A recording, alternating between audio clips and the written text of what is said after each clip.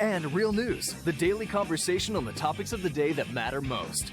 Check out the Blaze Radio Network at theblaze.com/radio with original shows like Buck Sexton, The Morning Blaze with Doc Thompson, Pat and Stu, and Jay Severin. Or, if you need something to hold in your hands, subscribe to the Blaze magazine. So basically, anywhere you need to go, you can take the truth with you by taking the Blaze with you. This is the Blaze. Truth lives here.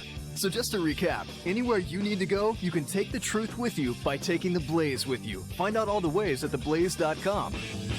A death sentence for Johar Tsarnaev for his role in the terrorist attack at the 2013 Boston Marathon. The Blaze Radio's Brad James has that story. You know, him and his brother kind of wanted to die, as far as I know, to have shootouts with police and, to be willing to go so far as they did. Speaking by phone to Neil Cavuto on Fox News, that's Jared Clowry. He was injured in the 2013 Boston Marathon attack. The jury sentencing Johar Tsarnaev to death, saying Tsarnaev showing no remorse in the attack and that he planned and premeditated an act of terrorism. Clowry saying this verdict is closure in the victims' lives. When I get down about what happened, I just think about my friends and how, they lost limbs and how they're moving forward. Tsarnaev looking down, making no eye contact with anyone in the courtroom, showing no emotion as the penalty was read. Some reporters in the courtroom saying the only dry eyes were those of Tsarnaev.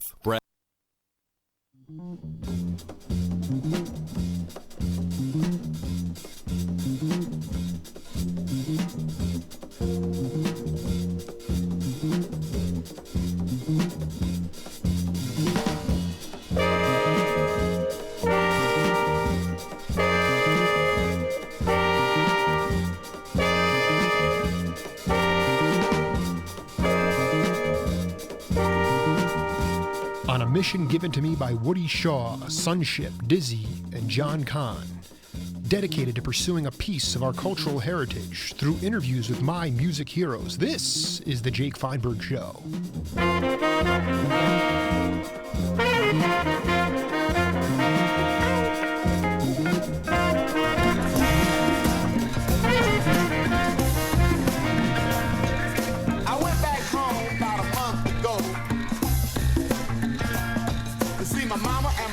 And the rest of the folks. When I got there, Mom was sitting on the porch, just a rocking and a humming like she always did. She said, "Sit down, son. I know what you like. I'm gonna fry up some funky bread tonight." I said, "Fry some bread." That's what she said. Yeah. The kind of bread she made was called poke bread. And an inch of grease on a wood stove. Folks, welcome inside the Parisi Palace, high above 2919 East Broadway. This is the Jake Feinberg Show. Glorious day here in the Old Pueblo. Thank you so much for making us part of your day today. My show revolves around the 4 L's: leadership, love, life, and lineage, and the ongoing story of real music made by real artists. Doing it to death. The relentless pouring of sweat and grit to hold it down and be an accompanist for the greatest self-expressionist of our time. My guest kept the beat and played the rhythms that helped James Brown reach international stardom. He would play the same groove for 15 minutes while Jimmy Brown carried on and drove those rhythms, those stone soul lyrics that captured all the urban venues that existed at one time in this country. My guest still is secure enough to play out and pass the peas or dish on the revolution of the mind. He made love music with Fred Thomas, Fred Wesley, double drums with Clyde Stubblefield, who along with my guest is the most sampled drummer in modern electronic beat history. But that's not music, because there's no real people playing that music. A real person like my guest would have to keep the beat, while James would riff for 18 minutes, asking the aforementioned Wesley to take a jazz solo in the same vein as J.J. Johnson. My guest feels the groove. He, along with Bernard Pretty Purdy, Idris Muhammad, and Jigaboo Moraliste, helped fuse Gulf Coast blues with jazz and gospel, bringing in funk, the kind of funk that Lynn Collins or Bobby Byrd felt. It continues today with a beat as strong as ever, playing in different amalgamations of the JBs, and locally at the Red Bar in Mobile, Alabama. John Jabo Starks, welcome to the Jake Feinberg Show. Jabo. Yes, hello. How you doing, my man? I'm blessed today. Thank you. How are you, sir? I'm blessed to be talking to you, man. Nice to hear. Thanks for taking the time. Thank you. Hey, can you talk to the audience about the conception of the double drums with you and Clyde? I mean, was one of you keeping the rhythm and the other one was playing kind of soloing? I just think that you guys were one of the first units to imply the double drums. You have to understand, we never played the same song together. We never did that. One of us was playing the tune in a way, and every now and then the other one would do a little something to add to the rhythm of it, but not just play. Sometimes you just did a few things to enhance what was going on, but you never played together. Not with James, And then if he was listening and he wanted to hear a different feel, same song, he would point back to either Clyde or myself, and then that's the way that happened.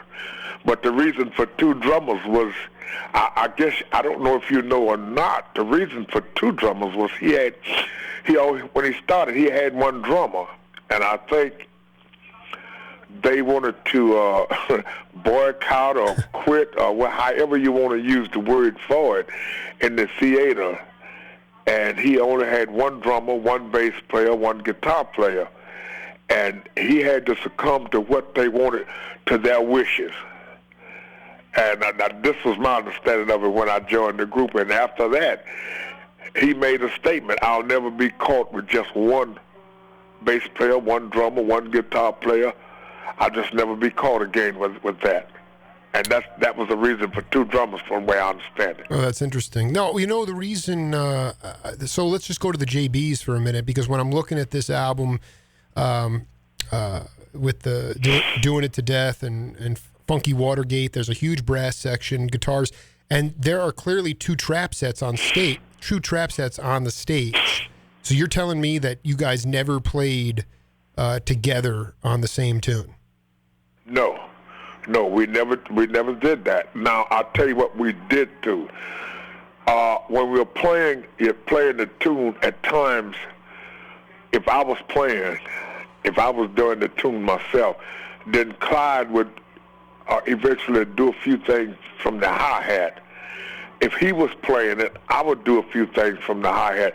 But so far as just playing the same tune together, no, we didn't do that. Okay. There were certain times, let me put it this way, in Pee-wee's tune, The Chicken. Yes. When the break, when we knew we would do the break, because the last concert we did out in California, we did the break together to make it stronger. Myself, Mousy, and Clyde, we did it to make it a little stronger, because Clyde was a little weak at that time, but we did it. That's all we would do together like that. Sure. But I just want to be clear from my generation and my own head, you guys would be on the same stage, but only one of you would be playing at one time, right? So okay, that's good. Okay. Just wanted to clarify that, and thank you, Jabo. Jabo, I wanted to ask you about your upbringing. Can you talk to the audience? Did you have an opportunity to go and see music at any of the sanctified churches in the South? Okay. Yes. Can I make one other statement before we go any further? Sure. You said the Red Bar in Mobile. No, the Red Bar is in Graton Beach, which is down here in Florida. Let's get that straight. So we got the Red Bar in Graton Beach, and that's where you gig, right? Yeah, that's the gig I play 5 nights a week. Thank you. It's down here at Graton Beach in Florida. Thank you, brother. Okay. Now, so far as the upbringing, there was, when you heard the word sanctified church, it was either the Church of God or the Holy Church of God. Either name was what was used. But way down south, sometime in the country part, they would call it a sanctified church. It was a holy church of God. That my sister was a member, and I would go to that church with her, and you could hear the rhythms that they were doing. I mean, it was just exciting, and I guess it just stuck. That rhythm stuck with me, the way it was being played, and the way it was being done.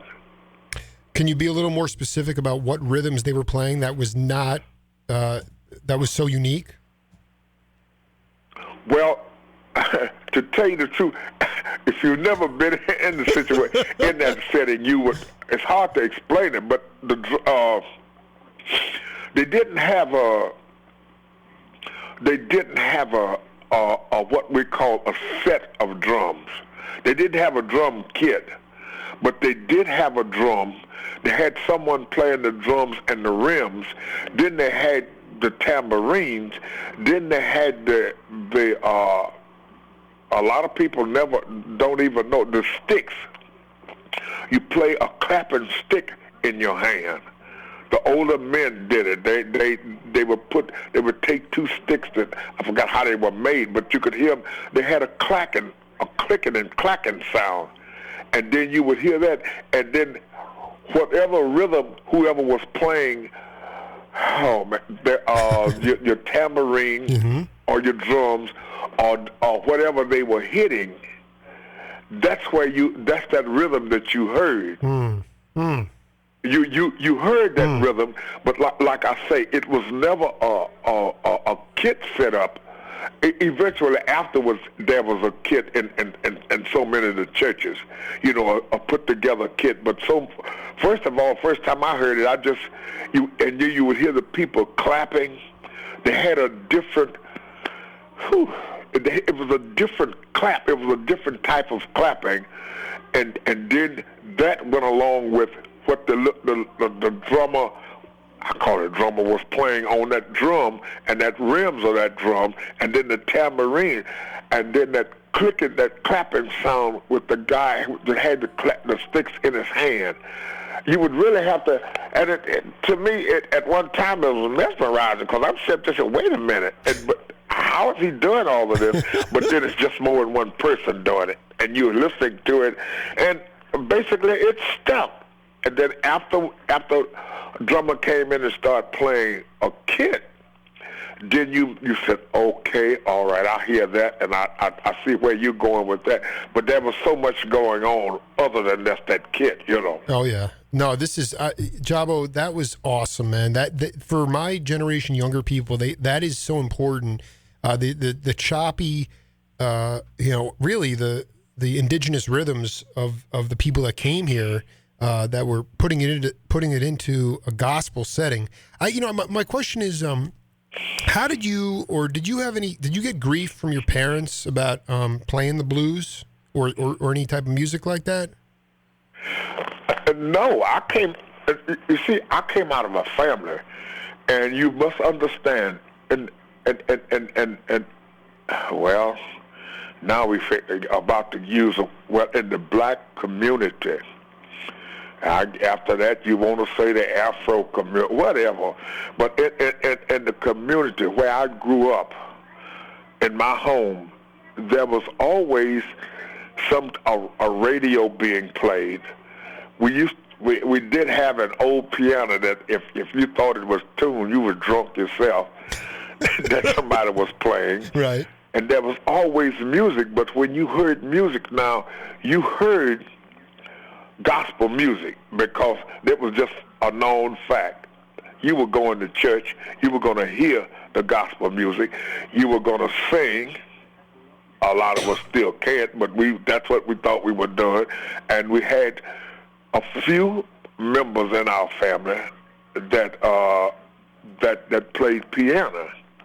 And then you always heard that, but then again, on the weekends, what you would hear is you would hear the blues, you would hear people singing the blues, playing the blues, and even when you had the little shops, you could go in the little juke boxes that you would put your little money in and play the blues record. You would hear that.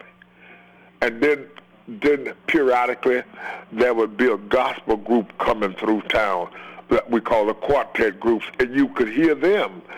But that was always music. And so far as my playing, they never did say anything about me playing the blues, because that's what I was learning that from the church music, you know. So there was never a question about that, because I'm the only musician that come out of my family that, I guess you want to say, that was the professional musician. Oh, certainly, Jabo, you were a prolific professional musician. Can we get a clarification on your where you were born and where you were raised?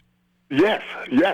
I was born about 70 miles out of Mobile, north of Mobile, in a little town called Jackson, Alabama. Okay. I was born there, but I was raised up in Mobile, out in Pritchard, as they call it, but it's still in Mobile County. I was raised up there. Did you cross paths with Fred Wesley before the Jimmy Brown? I knew Fred, because when I left home, I think from the little group, when I went out on the first time I went out on the road with Bobby Bland, Fred was just coming in to be in Mobile. I knew Fred's father, and then I knew the guy that used to let us sit in with his band, Charles Lott. I knew him very well, and I think Fred played some with his little band that he had, but Fred's father had a big band in Mobile, and I knew him, but I didn't know. I knew of Fred, and I knew Fred was playing. Even once we got on the road, I knew I had a chance to, observe playing, meet Fred, to know Fred, who Fred was. I knew his dad, and then when we got with James, Fred was with, I think, Ike and Tina before he came to James Brown. That's exactly right. So you knew of him because he was really a jazz cat. I mean, he loved J.J. Johnson, and he was really going off on that stuff. And I was thinking last night, I said, boy, I really want to ask Jabo about if you were involved with any organ trios earlier in your career, as far as learning the jazz aesthetics, learning how to swing the band. What was the closest thing you had to a jazz group, if at all, before Jimmy Brown? Oh goodness, man. Well, let's go back. Yeah, we got to tell. Let's go back. Now, I go back to Mobile. I've never had a lesson. I've never had a lesson in my life. I've never had one. Everything that I have gotten or learned, I would learn from different musicians that came into Mobile to play, and I was trying to learning how to play, because I started in high school. E.B. Coleman started me to play a kit in high school. We tore the music down and made a kit, but he started me to doing that. Then you learned to play different styles, or you learned to play. First of all, you learn how to play the blues. You learn how to play time, and there was a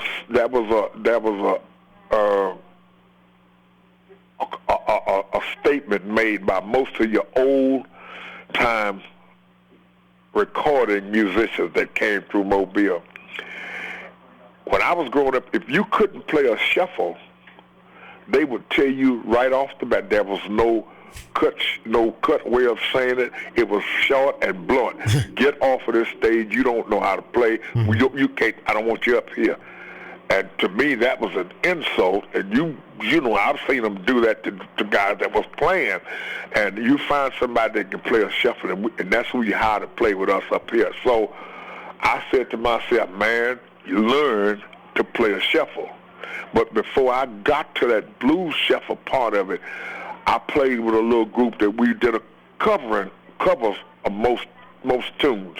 And in Mobile, at one time, you had some of the best players that I've ever run across. I'm talking about jazz, people that played jazz, because Edward Pratt to me, was the epitome of a jazz musician. Can you say that name again? Saxophonist. Mm-hmm. He taught the bass player to play bass. Wow. He played tunes, and when they were playing at a little club that was a jazz club in Mobile, if you couldn't play, they would tell you to get off. You were embarrassed because the way the guys were playing, you knew, well, I can't play like that. So when you came up to play, they called tunes that you just don't ordinarily play. I mean, jazz too. And when they hit it, they played it. And if you couldn't play, you just sit there. And most guys would take their little instrument and put it back in the case and go sit down. Yeah, but then you learn how. See, and then you learn how you listen. I would listen to everything and everybody that I could hear play. I would listen, and I would try to copy what they were doing. I'm not, put what they were doing into what I would do, the way I would do it, and that would be my take on playing, because you learn how to swing through a bigger band. I call it a big band, and I just learned how to. That's what I was doing. I just learned how to swing because I asked questions, and I learned how to play a shuffle by asking Shep Shepherd. He was a drummer that was with what's his name? Bill Doggett. Oh, wow. He was a drummer with Bill Doggett, yeah. and he came in, and I would, regardless of who came to Mobile, I would go and watch the drummer through a hole because I couldn't go in the clubs. I wasn't allowed. I was a youngster. And I would watch that guy. When they came in, a lot of them would come in during the day, early parts set up, and I would ask questions through them, how they were doing certain things. I never forget Buddy Johnson with Buddy and Ella. They would come through, and I would ask the drummer that was with them how he kicked that, how he swung that band like he did. And I will never forget Sonny Payne with Count Basie. Oh yeah, man! If I tell you, to me, he was doing it. Now this was before a lot of other guys that I started to listen to came along, but the man had it to me. Sonny Payne. Sonny Payne. I like this. He was drummer with Count Basie. I love this. Man. I love mean, this. When those horns would make those hits, hey, he was on them, man. I mean, he just, I don't know. I'll tell you who reminded me so much of Sonny Payne is okay. All right, John. Sometimes you get to talking, you can't think of the name you want to call it's right all off. right. It'll come. He's a drummer from out in California. He did the thing with was it Paul Humphreys or anything like that? No. This drummer is. Oh man. Okay, I can't call his name right. It'll come to you. Call it. I'm looking at him. I'm not hearing what he's doing, but I can't call his name right there, man. But you just got so many guys that's playing, and then when you say sit down and play jazz, there's a certain feel that you have to have when you start to play jazz, And that's my take on it. I try to do that. I try to listen. I try to pattern as to who I listen to and how I listen to different people play, and it's just I don't know if that's the only way I can explain it. Jabo, no, you're doing waxing poetry right now, man. You're doing fantastic. I wanted to ask you, yeah. Can I say the name now? It just popped up. Do it. Dave Weckl. Oh, you are really going deep into the reservoir here. I got to look these guys. I love this. This is why I love talking to people like Jabo, because I really have no interest in. I don't care about James Brown. I care about Jabo Starks, and that's the. Thank you so. All right, and that's why we do this stuff. But I want to ask you, I listen to these jams, these jams with the JBs, and 16 minutes long, 18 minutes long.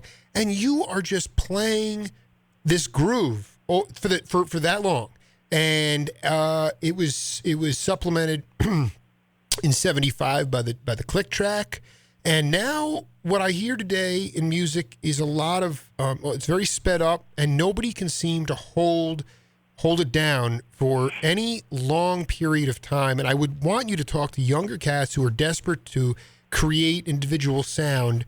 How do you relax and lock that groove for a long period of time? When I say long, I mean 15, 20 minutes. Okay. In the first place, now this is Jabbo saying the way that I would do it, or way I do it. I learned very early in my playing. You are the drummer. You control the band. You control what's going on. You are the heartbeat. Now, and I was told by a band director that was directing Bobby Bland's group, Joe Scott, and I would always love that. Was to me was one of the best bands swinging that I played with. But anyway, he said one thing: I don't care how much you know, how much you can play, how much you can fly over this. All I want you to do is sit here and keep that time. And whenever you you leave and come back and still be in time. Well, excuse me. I said, okay, that's good. I'll do that. I'll sit there. And for the younger drummers to play, you got 400, 400 drums, 100 cymbals, all that stuff sitting in front of you, regardless to what you do. You sit there and you don't try to flag, because if you're flagging, and I call flagging, flying with your arms and twirling and all of that stuff that you are doing, if you can't sit there and hold a beat and play time, it means nothing. Nobody can tell you where you are. It means nothing if you do all that. But if you sit there and lock yourself in to doing what you do, and the whole that time, you can do it, because James Brown was one of the best in the world at it. He could sit up there and start going, and man, you break a sweat. But you say, you break a sweat with what he was doing, because he would, you just keep going till he make up his mind which way he wanted to go with something else or do something else with it. But that's what you did, and you just learned to do it, and you don't sit there, what I call flagging. I'm not out there trying to showcase anybody or anything. I'm trying to make sure I can keep that groove that band. I mean, push it and just keep it steady. I want to do it so I can make you sit there. As long as I know you can sit there and pat your feet, clap your hand, or shake your butt, whatever you want to do. As long as I know I got you doing that, I got you. Oh, you got me, brother. I mean, I'll tell you, man, every album outside of Jimmy Brown too. I mean, Lynn Collins and Bobby Bird. I mean, it's just so it's not tight. People like to say tight, and I don't like that. It's just there's a groove, and it's relentless, and it doesn't stop, and it doesn't change, but it never gets boring. And James Brown might change the key of what he's singing in and change you're still in that groove. I mean, can you go back to an experience prior to Jimmy Brown that you got some of that where you really learned to feel and you were able to become really secure with yourself on the bandstand? Can you point to an experience like that? Yes, that's when you really know, and you will know. I'm no oh man, I don't even know the word to use for it. I'm just plain old everyday Jabbo. But I do say this: when I played with that Bobby Blue Bland band, you didn't have to do anything. You knew. You sit there, you were ready to go on stage. I mean, that's just like you were playing, somebody saying, are you ready to get ready? No, I didn't have to get ready. I was already ready, because that band made the things that they were doing made you want to play. And you sit there, and it was just a groove that you had. And once you got into that groove, man, you didn't want to turn loose. I mean, it was people coming to hear just the band when I was with Bobby. And once the band set was over, a lot of people left. Right. Well, I'm serious about that. I believe it. I guarantee it. I know. I was always ready. I was always ready to go and play with that band. I mean, it was just there. Hey, I'm ready, man. And every night we played, it was like, hey, man, you're on the starting line. Let's go. Let's get it. And that's what it was. It was nothing real fancy or anything like that. It was just a good. You sit up and sit. Okay, I will give you a pocket drummer. Mm-hmm, pocket. Yes, sir. If you can sit in that pocket, brother, and sit in that chair and run, and hold it together, because regardless to what a guitar player, you don't let him take you anywhere. You don't let a bass player take you anywhere. You sit there and you play your time, and you bring him back to you. You don't go to him. He comes back to you. And you sit there and lock it in. I don't care what you do or where you go. It's still there. When you finish doing what you're doing and come back, you still walking in that same. I'm still in the pocket with you. Jabo, can you talk a little bit about? I mean, Jimmy Brown was the leader of that band, but I want to know from Jabo your definition of leadership and the kind of leadership that you brought to the JB specifically. I mean, aside from just holding it down and not letting anybody take you anywhere, but give me a little bit of your philosophy on leadership. Okay, you go deep on them questions. It's no joke, man. I thought that Kathy would give you the heads up. Yeah. When with me being in that band, I only had one definition as to tell you what I think I brought to the band, and when I left, I still had that with whoever I was playing with. I was taught long ago that if it's my group, then I tell you what I want, how I want it done. If you're working for somebody, Dad said, if you're working for a person, they pay you to do what they want you to do and the way they want you to do it. You do that. If it's not yours, it's theirs, then you don't run it. I said, okay. So when I got with James, I had an understanding with James about fines and all that stuff. But when I play, I'm on time. I'm ready to play, and I play what you ask me to play the best that I know how to do it until you change it. I don't change anything because I work for you.